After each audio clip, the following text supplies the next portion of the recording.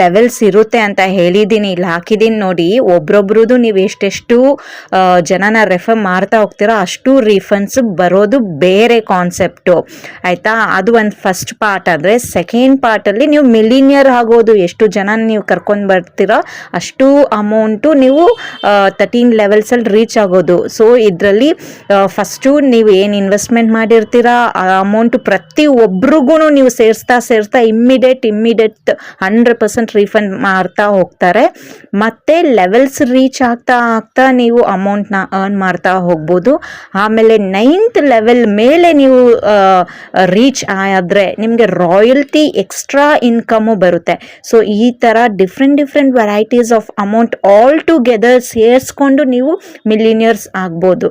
So ನಿಮ್ಗೆ interest ಇದ್ದರೆ ವಾಟ್ಸಪ್ಪಿಗೆ message ಮಾಡಿ. ಕಾನ್ಸೆಪ್ಟ್ ಅರ್ಥ ಆಗಿದ್ರೆ, ನಿಮ್ಮ ಕೆಪಾಸಿಟಿ ಇದ್ದರೆ, ನಿಮ್ಮಿಂದ ಕೆಲವು